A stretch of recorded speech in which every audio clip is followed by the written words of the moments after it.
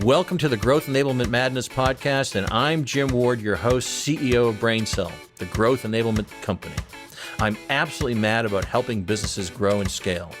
And in this podcast, my team and I get a chance to talk shop with industry thought leaders about a variety of growth enablement strategies, stories, and technology trends. I'm happy that you're here, so let's get the growth conversation started.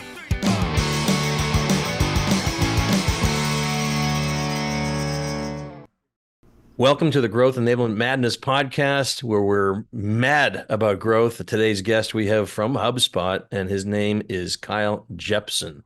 Kyle, hey, can you tell us a little bit about yourself? Before I do that, though, I should have introduced my other guests. What the hell's the matter with me? I feel like I haven't been doing this for a while, but I'm going to continue to go. And we have our co-host, Sarah Reed, as well as our engineering director, Connor O'Keefe. But you know what? Now it's your turn, Kyle, to tell us a little bit about you. Who are you? Sure. I'm Kyle. I am an evangelist at HubSpot Academy. I'm the first evangelist at HubSpot Academy, and I can do my best to explain what that means, but I'm figuring it out for myself. Geez, that seems like something that you guys do at HubSpot quite well. You figure it out, and then you process it, perhaps. Tell me more. What is an evangelist? You were an inbound sales professor, and I'm going to tell you a story Yeah. about Dharmesh Shah after that. But Okay. Yeah. So I joined HubSpot originally as a support rep when the CRM was brand new. I very quickly moved over to the Academy team because they decided they wanted to make education around the CRM, and none of them had ever used it before. It's a brand new product. And so I made that move, and for, I don't know, however many years it is, from early 2016 to late 2020, that's what I did. I made education about HubSpot sales tools, and by extension, taught people basic sales strategy stuff. But then, end of 2020, I think mostly to amuse myself, as I was working from home for the first time in my life, I started making short LinkedIn videos. Just HubSpot tips and tricks is what I called them. And like, here are some things you might not know about HubSpot.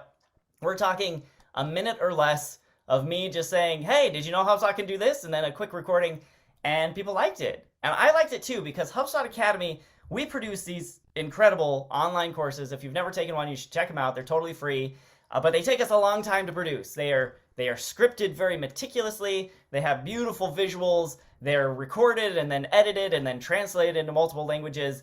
And it takes months to get one of these out the door. wow. And I just found it so freeing to just hit record on my webcam and be like, here's a quick thing about HubSpot, and then ship it onto the internet, you know? And so I started doing that on a daily basis and started getting a pretty good following, and then started getting an even bigger following. And then my boss was like, what if we make this your job? And that was such a delightful question to be asked. And so they came up with this title of evangelist, because I guess that's what I'm doing. I'm evangelizing HubSpot. Yeah. But I'm not a salesperson. I'm talking primarily to partners and customers who already use HubSpot on a daily basis and are just looking to get the most out of it. And it's been so fun to just send little tidbits out and get people's feedback. And the product team now looks to me like, ooh, we released this product. Can you let people know and tell us what they think? And then I get the comments like, hey, people are confused on this, or people love this, or people hate this, or people were really hoping what you would actually ship is this. And so I've just become like this bridge between what HubSpot is developing, which we release products at a breakneck pace, Yes, and you then do. how HubSpot customers are responding to that. Well, so Kyle, you're also an influencer then, I would say. I guess so. You're evangelist influencer. Before we go on too much further, I want to tell you a little story about Dharmesh Yeah. Shah. It was back in 2008. And what year did the company start? Do you know? 2006, I think. Yeah, so it was still early-ish on, and I had just read Inbound Marketing, and had a young crew, and I said, you know what, let's try to get Dharmesh into a speaking engagement. And so we invited him to an engagement. He was one of the speakers. He was the number one speaker for sure, right? And he drew big time. I think we had 235 people show up for breakfast that day. Wow. And of course, Dharmesh is a comical guy, dry, Yes. comical guy. He's really funny, yet quiet at the same time, is what I found. But we had a great time at that. And that was our beginning story with Dharmesh, and learning about HubSpot and watching you guys along the way.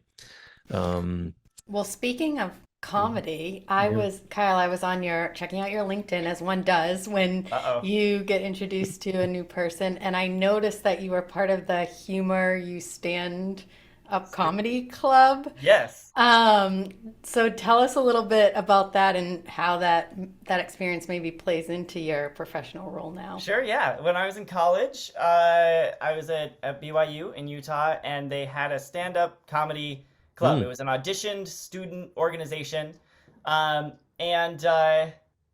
there was a girl I wanted to impress, and so I auditioned, and I did not get into the club. It was terrible. What I learned was that stand-up is actually really hard. Oh, Even if yeah. you're the kind of person who can like tell a joke okay at a social gathering, getting up on stage and just speaking for 3 or 5 or 20 minutes or an hour, what some of these Yep. people do, and to be funny consistently for a majority of the audience every step of the way is just, it's hard. And so things never worked out between me and that girl. But Oh, that's too I, bad. I, You didn't get into the group and you didn't get the girl. Is that what I just yeah, said? it was a very Oh dark my day in the gosh. life of Kyle Jepson, but Yeah. it set me on a path of glory because from that time I started researching uh, a stand-up comedy. I would watch sets. I would kind of analyze what did people laugh at, what they. I sort of started getting ideas about like what the structure of a comedy set actually is. It's not Mm. necessarily just a string of unrelated jokes, and I put together a set that I felt really proud of. So I auditioned for the group again, and that time I got in. And it My first performance with them, it was a weekend of shows. We did I think 3 of them over the course of the weekend. And one night I was up there performing, and I was just on. I was Yeah. interacting. Like honestly, I was with it. That was my first performance. And I was in the group for a couple of years after that. I don't know if I ever had a performance better than that one. And Wow. that one really mattered because when the show was over, You got the what girl. we, huh? Oh no, I Yeah, jumped ahead. I'm so actually, we no. yes. So the in the theater we were in the performing arts building, we left little 3x5 cards, just a stack of them on a table by the exit, and we told everyone, give us feedback on the show, jokes you liked, jokes you didn't like, performers you liked, performers you didn't like. And we got a card that said, Kyle Jepson, will you marry me? XOXO Heart Katie, Oh and a my. phone number. And just silly college kids being silly college kids. But I called her and we met up Mm. for drinks at a Jamba Juice, and now we're married and we have Oh 5 Oh my kids. my God. gosh! Oh, And that's a That is wonderful an story. amazing story. so that's The hell? that's Why are we even talking about HubSpot? Well, let's just continue. How No, many because kids he's do you going to have? bring it back, how you're using that experience now at Oh, I see. sure, HubSpot, yeah. right? So Bring it full circle. I have once you get a spouse out of a performance, there's not very many times you can repeat that or No. top it. But I think that experience of researching comedy and like understanding a form and understanding what Mm. people want, and so the thing that's really great and terrible, but really great about stand-up comedy is as you develop it, it is purely based on immediate feedback, right? You're up Right. on stage in front of a group, you tell a joke, you know right away if it landed or not, right? Yeah. And you just file that away, and the next time you perform, you just hold on to the ones that were good and you get rid of the ones that were bad. And I feel like very much it's a similar motion. I never thought to connect the two. Mhm. But the way I approach being a professor at HubSpot Academy, and especially what I do now as an evangelist, is so much driven by like, can I create content that people actually like? And now I'm not Right. necessarily going for laughs. Mostly what my goal is to get people to leave LinkedIn and to go back into HubSpot, right? Don't tell Right. LinkedIn I said that, but every one of my posts has a link directly into HubSpot to the feature I'm demonstrating. And I want people who are just like taking a brain break from work and scrolling through all the feed, whatever, so and so Yeah. got a new job, and see like this crazy guy jumping up and down an orange hat and be like, what's this guy talking about? And like, whoa, HubSpot can do that? I'm going to go try it right now, right? Right. Right. And so, yeah. By the way, LinkedIn's our sponsor. Oh, great. I'm just kidding. This is not our sponsor. So that's a great story, man. I love it. A lot of you HubSpotters have great stories. Let's talk a little bit about the business itself. Sure. Yeah, how does HubSpot help businesses automate today and streamline marketing, sales, customer service processes? And, how are they doing that with a mindset towards growth and scalability for the company? Yeah, so I think what kind of the heart of HubSpot's value proposition. First of all, we're focused very much on small and mid-sized businesses. Yep. If you are Boeing, if you're listening, we don't really care about you. You can go achieve your goals without us. Where our heart is we want to help the little like airline startup beat Boeing, right? Like we Yeah. want to help the growth, the minded, the ambitious smaller companies, the ones that are either just starting out or have been small for a long time and just want to have an outsized impact. We want to help Mm, them compete against the bigger guys. And early on, that was like, hey, here are some tricks you can do to get found on Google, right? And right. now we've grown into a full marketing, sales, customer service platform, and it's all one unified database, right? So often what companies do when they want to grow is they go out and get the best marketing tool they can find, and they go out and get the best sales tools they can find, and they go out and get the best service tools they can find. And then they hire an IT specialist to like try to connect all the wires together, and different teams are working in different places, and automation is really hard because it has to pass through so many different systems. HubSpot is just one, a single crafted code base. And when a salesperson or a marketer or a customer support rep is looking at a customer record, they're all looking at the exact same customer record, even though they're interacting with it in different ways. And we just try to streamline it and make it so that as you scale up from wherever you are, right, Hmm. as those processes, as those teams get bigger, normally they start to stretch and you notice all the flaws, right? But if you have this, hopefully, if you have this fully scalable platform, you're going to get where you're going, and it's just going to be smooth, right? If you want something in marketing to kick off something that affects the sales team or something that kicks off a process on the customer success side, it's all in one platform. It all works together.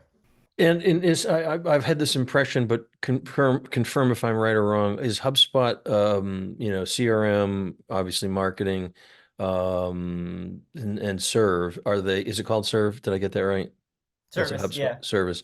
Are they all organically built, or did you they are, acquire? yeah. Yeah, yeah. So it was nothing was acquired and then plugged in. It's an organic built Right. platform. That is one thing that makes us very different from a lot of Yeah, other um, platforms like right, ours. We have primarily built organically from our own teams. We have done a few acquisitions. Like we just bought Clearbit, right? And like somehow Clearbit magic will get put into the HubSpot platform. I don't know what that'll look like, but we'll do it, right, right? Previously, we acquired a company called PySync, which did two-way yeah, real-time data synchronization, and we right. we now have DataSync. It was built by that same team, but it was crafted inside the HubSpot code to do that job natively. So yeah, there's never a time where you will navigate to a part of HubSpot and be like, oh, now the colors are magenta instead of yellow because Right. it's a different platform that has just been plugged in, right? It was all Right. built I natively.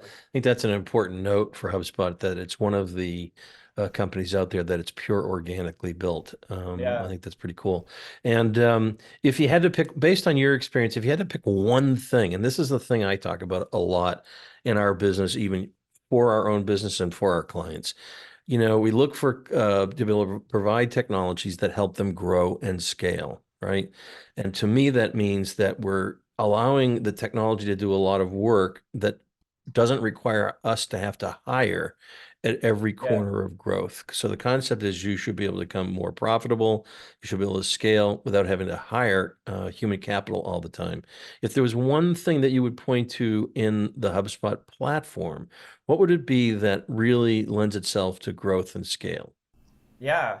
Well, I mean, I mentioned I started on a support team when the CRM, right before that, HubSpot was just a marketing tool. And then we launched the CRM and they hired this support team just for that. And I was there. And something, even in those very early days when our CRM did very few things and had like two sales tools connected to Right. it, the thing that was really different about how we started from the beginning is Hmm. we were building tools for the reps. So often a CRM is primarily for the management team, right? We're going to give you reporting, and the reps, as long as they use it, you're going to get great reports, right? And for a while we didn't even have reports, right? It was just like reps, we want to give you tools that'll help you go faster. And I think that's been our mindset as we've built all our tools. The end user, we want to give them a really pleasant experience. We don't want them to feel like they're using some enterprise software that was built by a company founded in 95, right? We want them to feel like Hmm. they're using a social media platform or Gmail or one of these very B2C sort of platforms. And so what you get from that is adoption, right? Like your marketers are going to Yes. hopefully enjoy using HubSpot. They're going to feel like it's empowering them to do things they couldn't do before. Your sales team is going to enjoy using HubSpot because it helps them go faster and work smarter and hit their goals. And same with the service team, right? Like this idea that no matter how powerful your tools are, if you can't get your team to actually use them, it doesn't matter, It's right? true.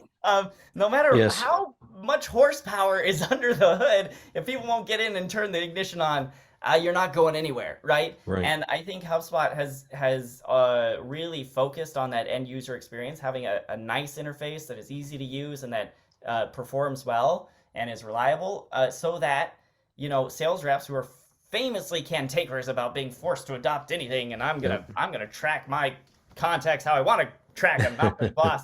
Right. Are suddenly like, wow, actually, this helps me do my job, and I like it, and so they're in there, right? And because of Yep. that, then management gets their reporting because all the data's in there, so we can report on it.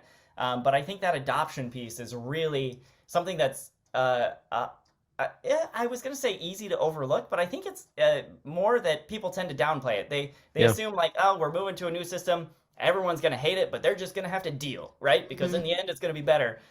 We don't want people to hate HubSpot, right? We don't want Right. to resent the fact that they have to use it. I want everyone who uses HubSpot to be pleasantly surprised that, oh, this is nice. This makes my life better.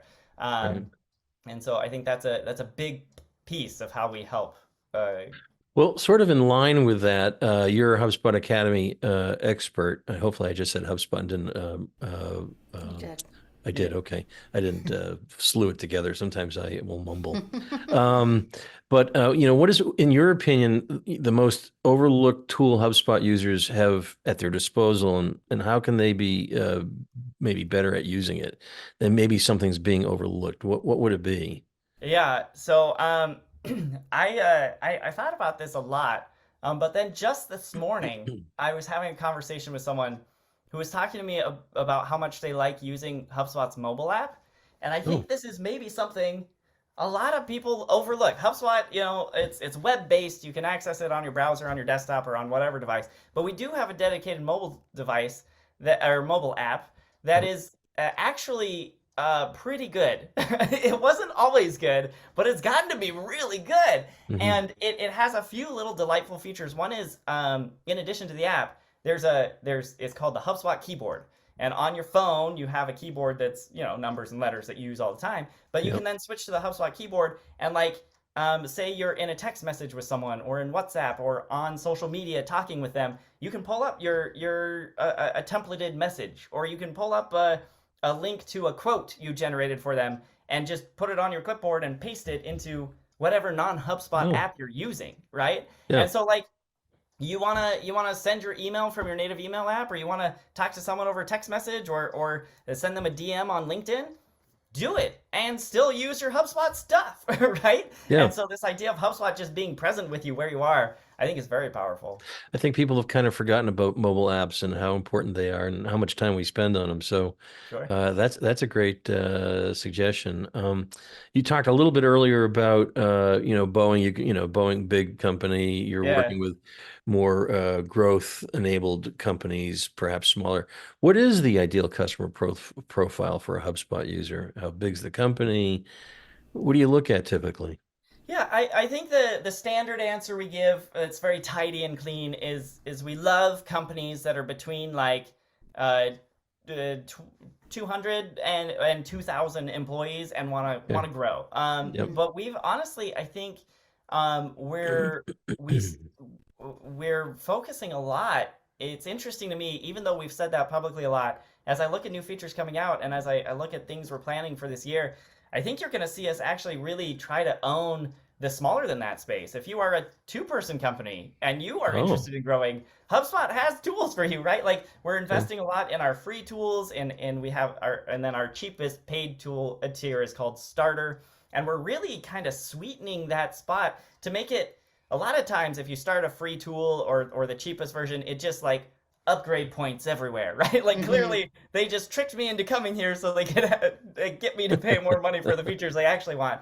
And I think Right. HubSpot at times has sort of fallen into the trap, but I think we're fixing it. And I think we're trying to make a really great starter product that can go head to head with a lot of lightweight, inexpensive point solutions, but is this full CRM platform. And so I'm very interested to see how that plays out. HubSpot is always, from the beginning, we said we're focused on the smaller and mid-size businesses, and we've done a lot in the last couple of years to kind of expand that definition of mid-size up from like 500 employees to like 1,000, and now, like I said, toward that 2,000 mark. But I think I'm pretty impressed with how HubSpot is trying to keep an eye on those smaller companies too, and say like, no, we're not leaving you behind. We're just trying to expand the reach of people we can help, and ensure that you have a platform you will not grow out of, right? If you're a 5-person company today, but 5 years from now you're going to be 1,800 people. We're going to be with you on that whole journey. There's never going to be a point where you're like, thanks HubSpot, you got me this far, now I got to go somewhere else. And so I think it's really interesting to see how that ICP is evolving. I think that's important because that was your bread and butter, the small companies. I do see you moving more into the mid-market space, making the product more mid-market sort of with certain features, functionality, all those things, but not giving up on the user adoption, which to your point, I think user adoption is the number one reason for CRM failure. So if people like the experience, and it's helping them, then they'll stay in it. But I also think about, I think today Salesforce, I'm sure you don't mind me bringing it up, but Salesforce.com is a big monster in the marketplace, well branded. And I would say you guys now though are the other big player in the marketplace. You really come a long way. And so with that in mind, what differentiates you from Salesforce, would you say? Yeah, so it's a lot of stuff we've already touched on. Salesforce, like, I have nothing but nice things to say about Salesforce. They define this space that we're playing in, right? They the idea of a cloud-based software in whatever year they launched, like, wow, visionary, right? They changed the game entirely, and they're still doing great things. There are plenty of people that feel Salesforce is better than HubSpot, and like, they are welcome to that opinion, but Salesforce's strategy, which so many people have replicated because it's worked so well for them, is that model of acquisition, right? Oh, we need a tool that does this, we'll go buy them. And we need a tool that does that, great, we'll do this. And you start to get this sort of cobbled experience. Not all parts of it feel the same, not all of them work the same, not all of them talk necessarily very well with each other. Whereas HubSpot, we've built it all from scratch, from the ground up. So, when Salesforce wants to move into a new space, offer a new feature set, they go buy a company that's maybe the best in the world at that. They pull ahead of us, right? It takes us time to write that code and get it right. But then we have this seamlessly crafted, perfectly streamlined, fun to use kind of platform. And they, sense I get is that there's a lot of screws that they constantly need to be tightening and wires they need to be welding together. And so, I think probably for the foreseeable future, there will continue to be things that Salesforce does that HubSpot doesn't, but I think we'll catch up on all those.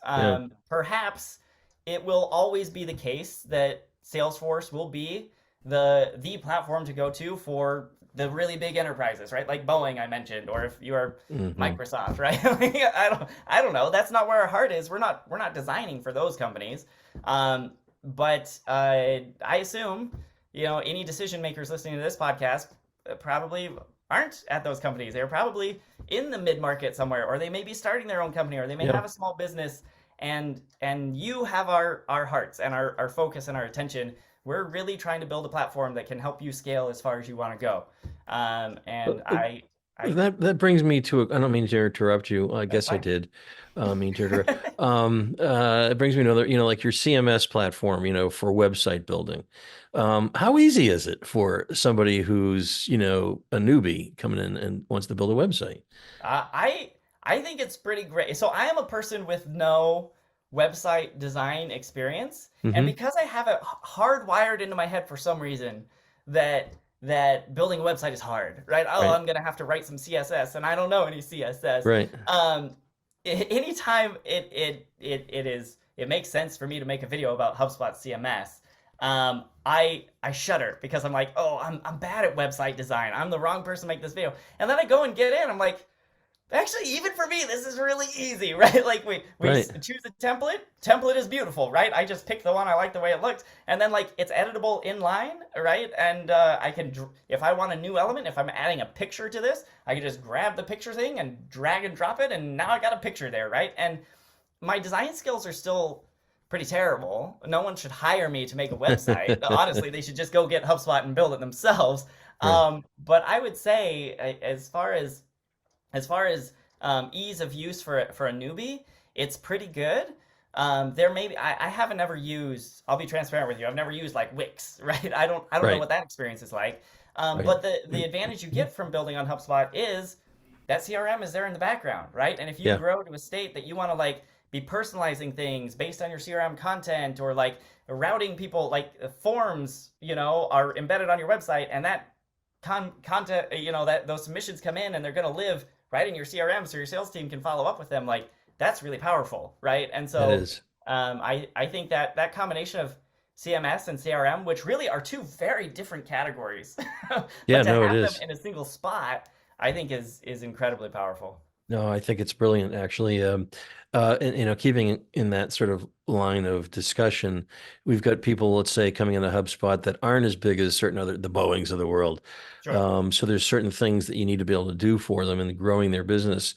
And in terms of business growth, how does HubSpot support lead generation and nurturing, for example, for that person who has maybe designed their website with HubSpot? They now have CRM at their disposal. How do you support the lead generation and the nurturing process? Yeah, so a few different ways. You build that website, and it's a HubSpot website, and you put a form on it. It's a HubSpot form, and all those submissions go into your HubSpot contacts and companies database, right? Hmm. And we have an automation tool called Workflows. It works across all of HubSpot, and so as soon as that form submission comes in, you can take automated action. If you want to set up some sort of drip campaign and send marketing emails to this person, if it's a subscription form, great, you can do that. You want to route them to your sales team and assign some tasks so the sales team calls them and reaches out because it was a contact sales form, Hmm. great, you can do that, right? You want it to go into your ticket queue because this is a customer support form, like reporting a problem, and you want to assign it to a support rep who's going to troubleshoot it and get back to them. Great, you can do that too, right? Yeah. Whatever piece you want it to connect to, you can connect it to because it's Yeah. all living there inside of HubSpot, and then you can route it and automate it across these different systems. Hmm. And it gets really powerful too because it works the other way too. Let's say you have a form that has kind of a lot of fields on it, right? There's a lot of information you want to collect for whatever reason, but the person filling it out has submitted other forms. You know their name, you I know where see. they're located, you know their industry. You can start pre-populating and hiding those fields, Yeah, and so now they only have to answer 3 questions instead of 12, I right? see. And so you can start offering these dynamic experiences that help your customers get the answers or the help or the whatever action they're hoping you'll take faster, with less effort on their side. And then on the other side, your team is getting the full rich information they wanted in the first place so they can actually provide that service. And would you consider it low code, no code? Yes. I mean, All aside from integrating to other systems and things of Sure. that nature, All, but all of all of the parts of HubSpot I use and demonstrate are strictly no code. I'm not a okay, coder at all. I'm the wrong person. right. But we have this full open API, right? If you want Yep. to integrate, you can do that. We have places like I mentioned. I don't know what CSS is, but if you love CSS and you love HTML, you get that template. You want to go into the code and adjust it. Right. You can totally do that. There's a place you can access that backend and just write code to your heart's content. And we're trying to make it nicer and nicer for developers all the time. You can do local development on your own machine, like stage it and before you post it on the internet and make the site live for everyone, right?